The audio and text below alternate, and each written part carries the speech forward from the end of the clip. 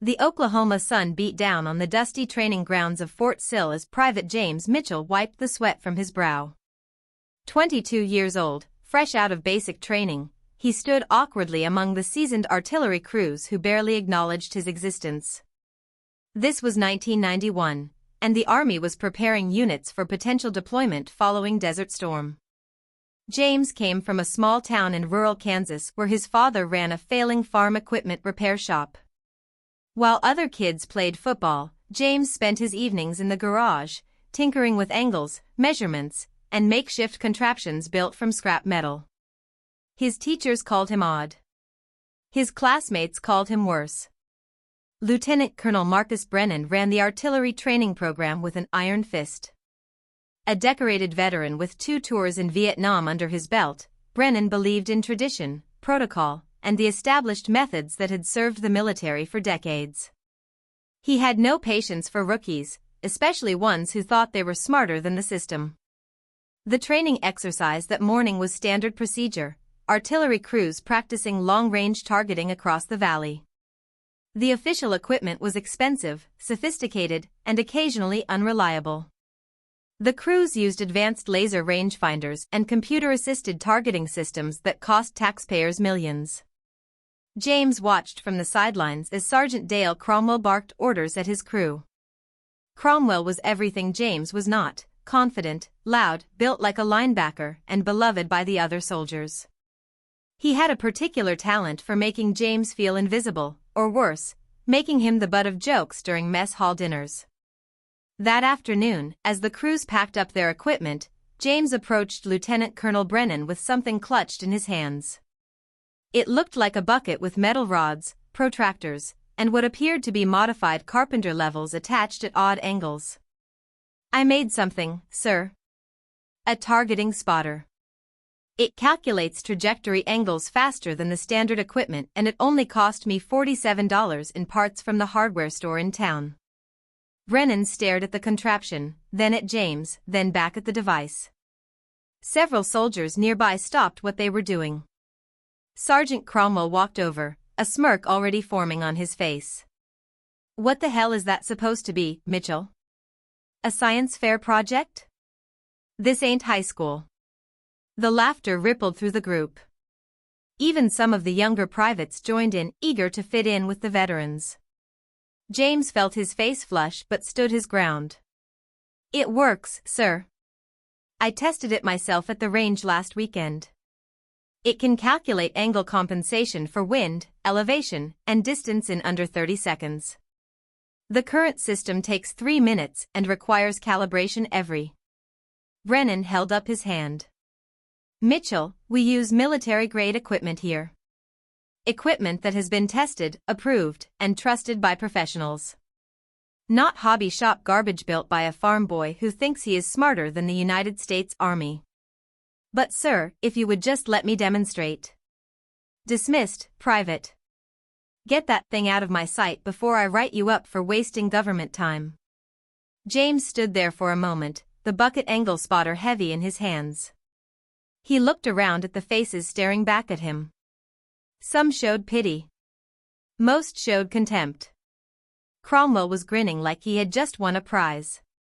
"Should have stuck to fixing tractors, kid," Cromwell said as he walked past, deliberately bumping James hard enough to make him stumble. That night in the barracks, James lay on his bunk staring at his invention. The math was solid. He had triple-checked every calculation, tested it dozens of times. The angles were precise. The measurements were accurate. But none of that mattered if nobody would give him a chance. The soldier in the next bunk, a quiet guy named Chin from California, leaned over. "Hey man, for what it is worth, I thought it looked pretty cool. My cousin is an engineer. He would probably dig something like that." James nodded but did not respond. Cool was not the same as useful. Interesting was not the same as effective. And none of it meant anything if the people in charge had already decided you were not worth listening to. 3 bunks down, he could hear Cromwell telling the story again, embellishing it for maximum comedic effect. The bucket boy and his magic calculator. The laughter echoed through the barracks. James closed his eyes and made a decision. Tomorrow, he would prove them all wrong. Somehow. The next morning brought news that changed everything. Lieutenant Colonel Brennan gathered the entire artillery unit in the briefing room, his expression grave. Listen up. We have been selected for a special evaluation exercise. Department of Defense observers will be here in 72 hours to assess our combat readiness. This is not a drill. This assessment determines funding, promotions, and whether this unit gets recommended for deployment. The room fell silent. DoD evaluations were serious business. Careers were made or broken on these assessments. The exercise scenario is this: 9 reinforced target tanks positioned across the valley at varying distances and elevations. Each crew gets 1 attempt to destroy their assigned targets. Hit rate determines our overall score. Anything below 70% is considered a failure. James felt his stomach tighten. This was exactly the kind of scenario where his bucket angle spotter could make a difference. Variable distances, different elevations, multiple environmental factors. His system was designed specifically for complex targeting situations like this. After the briefing, he waited until most of the soldiers had left, then approached Brennan again. Sir, about my targeting system. The lieutenant colonel cut him off immediately. Mitchell, I thought I made myself clear yesterday. We are using standard equipment for this evaluation. Equipment that has been proven in the field. I am not risking this unit's reputation on some contraption you built in your spare time. Sergeant Cromwell appeared beside them, coffee in hand. Sir, if I may, Mitchell here does not seem to understand that this is the real army, not some garage in Kansas. Maybe he needs some additional duty to help him focus on actual military procedures instead of playing inventor. Brennan nodded. Good idea, Sergeant. Mitchell, you are on latrine duty for the next week. Maybe scrubbing toilets will remind you that soldiers follow orders, they do not question them. James opened his mouth to protest but caught himself. Yes, sir. As he walked away, Cromwell called after him loud enough for everyone to hear. Hey bucket boy, make sure you get those angles right when you are mopping. Would not want you to miss any corners. The laughter followed James down the hallway. That evening, while cleaning the latrines, James overheard 2 officers talking outside. The equipment has been glitching all week. The laser rangefinder keeps losing calibration in the heat. If it fails during the evaluation, we are screwed. Can we get replacements? Not in 72 hours. We work with what we have and pray it holds together.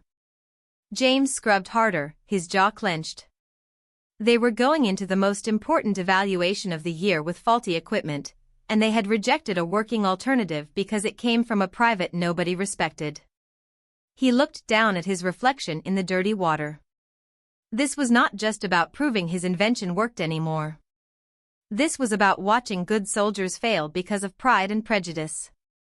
The morning of the evaluation arrived with unusual humidity. James stood in formation with the rest of the unit as the Department of Defense observers arrived in black SUVs. 3 stern-faced officials in civilian clothes stepped out, clipboards in hand, expressions unreadable. Lieutenant Colonel Brennan greeted them with crisp salutes and confident handshakes. His artillery crews were positioned at their stations, equipment ready, confidence high despite the faulty rangefinder issue that had never been resolved. The first crew took their position. Sergeant Cromwell commanded them personally, barking orders with his usual bravado. The target was a reinforced tank hull positioned 1,800 meters across the valley at a 15-degree elevation variance. Cromwell's crew worked quickly, using the laser rangefinder to calculate trajectory. James watched from his assigned position in the rear, supposedly there to handle equipment transport but really just kept out of the way. Fire! The artillery round screamed across the valley. Everyone watched. The explosion hit the ground 40 meters short of the target. Mississippi. The DoD observer marked something on his clipboard without expression. Cromwell's face went red. Reset and recalibrate. Now. The second crew had similar results. Their shot went wide by 30 meters. Then the third crew overshot by 50.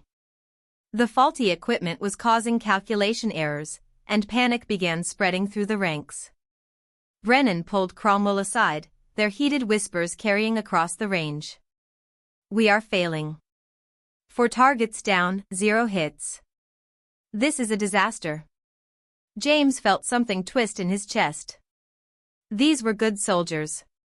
They did not deserve to fail because of equipment problems and officer stubbornness.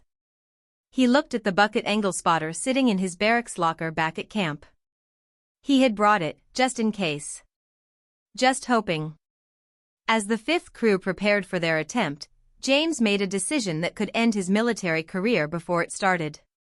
He broke formation and walked directly toward Lieutenant Colonel Brennan and the DoD observers. "Sir, I can fix this." Brennan spun around, fury in his eyes. "Mitchell, get back in formation right now or I will have you court-martialed for." One of the DoD observers held up his hand. "Let him speak." James took a breath. "I have an alternative targeting system. It does not rely on electronics or calibration. Pure mathematics and physics. I have tested it extensively. It works." The observer studied James carefully. "Show me." Brennan looked like he might explode, but he could not overrule a DoD official during an active evaluation. If you are rooting for the underdog right now, take a moment and subscribe to this channel. This story is just getting started, and what happens next will blow your mind. James sprinted back to the barracks, his heart pounding so hard he thought it might burst through his chest. This was it. His one chance. Everything he had been working toward. James returned 7 minutes later, the bucket angle spotter clutched in both hands. Sweat dripped down his face, partly from running, partly from pure adrenaline. The entire artillery unit stared at him like he had lost his mind. The DoD observer gestured toward the targeting station. "You have 1 shot, soldier. Make it count." Brennan stood rigid, arms crossed, jaw clenched so tight it looked painful. Cromwell watched with a mixture of anger and disbelief, clearly hoping James would fail spectacularly. James positioned his device at the firing station. His hands shook slightly as he aligned the protractor arms and checked the bubble levels.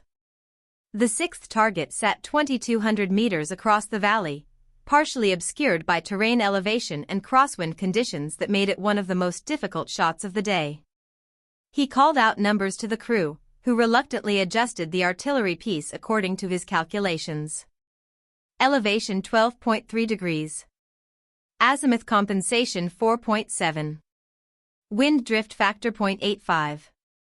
The gun crew exchanged uncertain glances but made the adjustments. James double-checked every angle, every measurement. The math had to be perfect. There would be no second chance. Fire.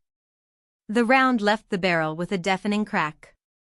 Every eye on that range followed its trajectory across the valley.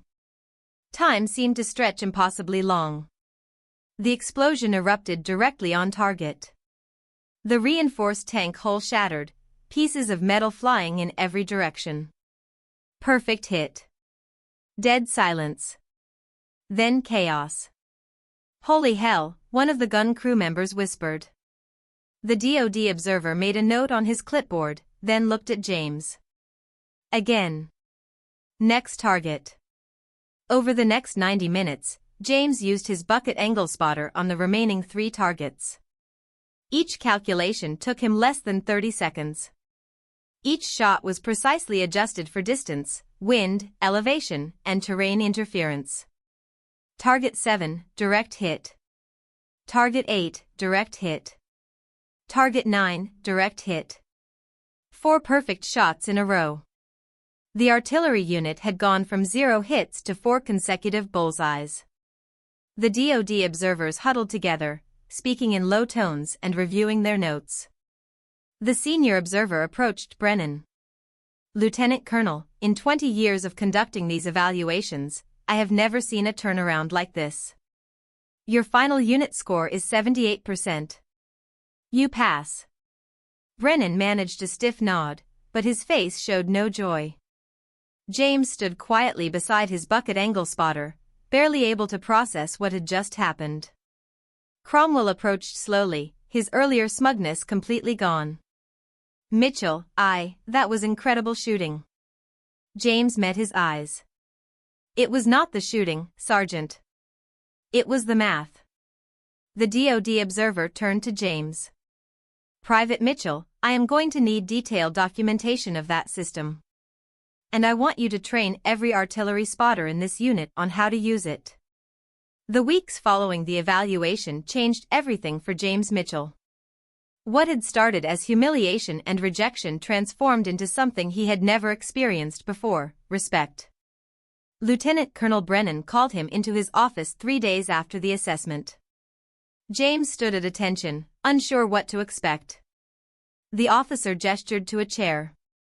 Sit down, Mitchell. James sat, his bucket angle spotter resting on the desk between them. Brennan leaned back, studying the device with different eyes now. I owe you an apology. I let my pride and my adherence to protocol blind me to innovation. You saved this unit's reputation, and more importantly, you proved that sometimes the best solutions come from the most unexpected places. James nodded slowly. Thank you, sir. The DoD observers filed a special commendation report. They want to test your system at Aberdeen Proving Ground. If it performs as well there as it did here, the Army is considering mass production. A simplified version for field artillery units. James felt his chest tighten with emotion he had been holding back for weeks. All those nights in his father's garage, all the mockery, all the doubt, it had led to this moment. There is more, Brennan continued. You are being promoted to specialist and transferred to the Army Research Laboratory. They want you working on equipment development. Your particular set of skills is apparently quite valuable. The change rippled through the entire unit. Sergeant Cromwell approached James in the mess hall one evening, sitting down across from him without the usual bravado. Look, Mitchell, I was wrong about you. Dead wrong. I made your life hell because I did not understand what you were trying to do. That does not excuse it, but I want you to know I am sorry. James studied the man who had tormented him for months. He saw genuine remorse in Cromwell's eyes. Apology accepted, Sergeant. Cromwell extended his hand. They shook firmly. The truth is, Cromwell continued, guys like me are scared of guys like you. You think different. You see solutions where we see problems. That is threatening when you have built your whole career on doing things one way. Chin, the quiet soldier from California, started sitting with James at meals. Others joined. The bucket boy nickname faded away, replaced by respect and genuine curiosity about his work. On James's last day at Fort Sill before his transfer, the artillery unit gathered for an informal ceremony. Brennan presented him with a commendation letter and something unexpected, his bucket angle spotter, now encased in a glass display box with a brass plaque. The plaque read, Innovation over Tradition. Courage over Comfort. One soldier's vision that changed everything. James held the case, looking at the device that had started as scrap metal in a Kansas garage and ended up saving careers and changing military protocol. Sometimes the simplest solutions are the ones nobody wants to see, he said quietly. Until they have no other choice. 7 years later, Captain James Mitchell stood in the Pentagon briefing room, a far cry from the dusty artillery ranges of Fort Sill. The walls displayed photographs of advanced military equipment, several of which bore his fingerprints in their design. The Mitchell targeting system, as it had been officially named, was now standard issue across multiple branches of the military. What had started as a bucket with protractors had evolved into a refined, portable device that had improved artillery accuracy by 43% across all combat scenarios. James had earned his commission through officer candidate school, completed a master's degree in mechanical engineering funded by the Army, and led a team of 12 engineers at the research laboratory. His innovations had saved countless lives and millions in wasted ammunition. But today was special for a different reason. Lieutenant Colonel Brennan, now a full colonel preparing for retirement, sat in the front row of the briefing room. Beside him sat Cromwell, who had become a master sergeant and one of James's most vocal advocates in the field. James was presenting a new project, an AI-assisted version of his original system that could calculate complex trajectories in real-time battlefield conditions.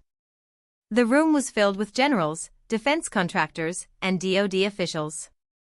After the presentation, as people mingled and discussed contracts worth millions, Brennan approached James with a smile. "Your father would be proud," he said. "I heard you bought his repair shop, upgraded it into a proper engineering facility." James nodded. "He trains veterans now. Guys coming back from deployment who need skills and purpose. We build prototypes, test equipment, give them a chance to contribute." Brennan gripped his shoulder.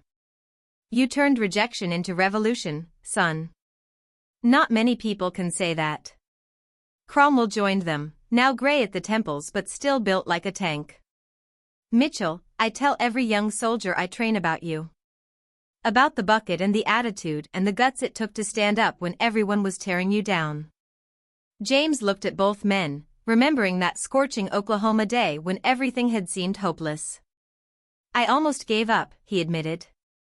"That night in the barracks, I came so close to just accepting that nobody would ever listen." "But you did not," Brennan said. "That is what separates the ones who change things from the ones who just complain about them." As the reception continued, James stepped outside onto the Pentagon balcony, looking out over Washington. His phone buzzed with a text from Chen, now a civilian engineer in Silicon Valley. "Saw your presentation online. Still changing the world, Bucket Boy." James smiled and typed back, "One angle at a time. Thank you so much for watching this story until the end. If it inspired you, hit that like button and drop a comment telling me what you think. Subscribe to the channel for more incredible true stories of courage and innovation. What story should I tell next? Let me know below. Until next time, remember, your ideas matter, even when nobody is listening yet." 7 years later, Captain James Mitchell stood in the Pentagon briefing room, a far cry from the dusty artillery ranges of Fort Sill.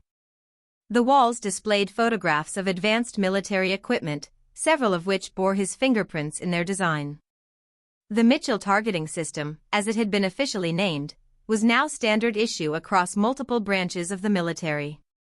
What had started as a bucket with protractors had evolved into a refined, portable device that had improved artillery accuracy by 43% across all combat scenarios.